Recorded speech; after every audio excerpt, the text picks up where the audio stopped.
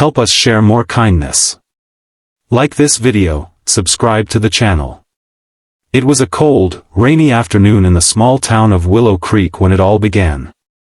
An old woman named Grace Thompson was locking up her tiny diner for the day, wiping the steam from her glasses as the rain poured outside.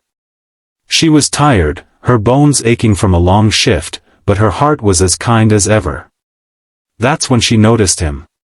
A small boy, no more than 8 or 9 years old, stood by the window, soaked to the bone. His shirt clung to his fragile body, his eyes filled with hunger, fear, and something deeper, shame. Grace didn't ask questions. She unlocked the door again. "Hey there, sweetheart," she said softly. "Come in before you catch your death." He hesitated, then shuffled in slowly, dripping onto the floor. His lips trembled, and he wouldn't meet her eyes. "Are you hungry?" she asked. He nodded silently. Grace didn't press him for details. Where his parents were, why he was out in the storm, or why he looked like he hadn't eaten in days. She just turned on the stove again, pulled out some leftover stew, and toasted 2 slices of bread.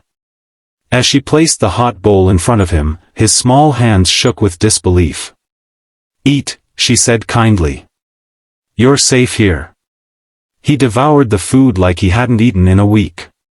Tears silently streamed down his cheeks. Grace sat across from him, watching him with motherly warmth. She offered no judgment, no pity, only presence. When he finished, he whispered, "Thank you," in a voice so soft she barely heard it. "Anytime," she replied. Before she could ask his name, he slipped out the door and disappeared into the rain. And just like that, he was gone. Grace never saw him again. 40 years later. Grace was now 79 years old. The diner was long gone, closed when she retired a decade ago.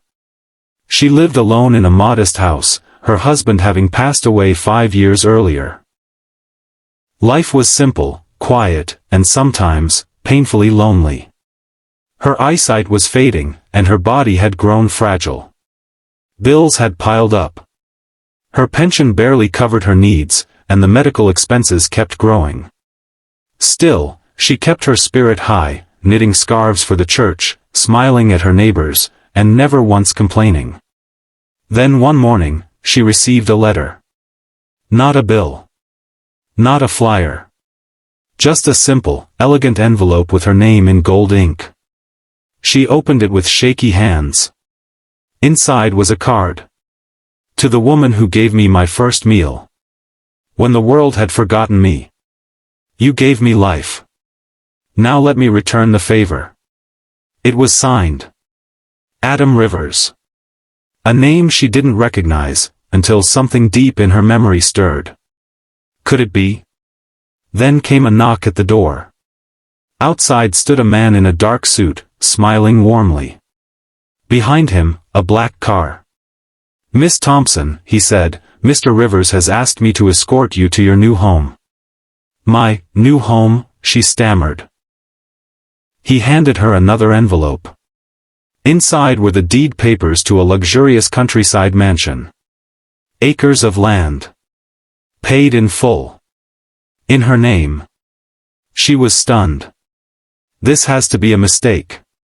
"No mistake, ma'am. He says you saved his life when no one else did. He wants you to live the rest of your life the way you deserve." Still trembling, she stepped outside, eyes wide with disbelief. Meanwhile, in New York City, Adam Rivers, now a billionaire tech CEO, known for his philanthropy and humble beginnings, was being interviewed on national TV. When asked about his biggest inspiration, he didn't mention college, business, or success. He said, "When I was 8, I was homeless, hungry, and abandoned. I was about to give up. But one woman, one stranger, gave me a warm meal, a smile, and hope. That one act of kindness saved me." He paused. "She never asked who I was. She just gave. That's the moment I realized, compassion changes everything. I owe my life to her. Back in Willow Creek, Grace was moved into her new home, fitted with caretakers, gardens, a library, and a kitchen just like her old diner, rebuilt to remind her of the place where the story began. Adam visited her the following weekend. Now a tall, confident man in his 40s, he embraced her with tears in his eyes. "You probably don't remember me," he said softly. She looked at him, studied his eyes, and then she did. "The boy in the rain," she whispered. He nodded, smiling through the tears. "You gave me a meal, and you gave me purpose." "I only gave you food, child," she replied, voice cracking. "No," he said. "You gave me hope when I had none. You changed everything." The final message. This wasn't just about a boy and a meal. It was about the ripple effect of a single act of kindness. Grace never knew what her small gesture meant that day. She didn't expect anything in return. But her compassion planted a seed that grew into a mighty tree. One that would shelter others for decades to come. One meal changed one life. And that life changed the world. Kindness doesn't need a stage. It only needs a heart. So the next time you see someone in need, remember Grace. Remember Adam. You never know who you're feeding. It might just be the next person to change the world. One like, one subscribe, that's all it takes to support our journey.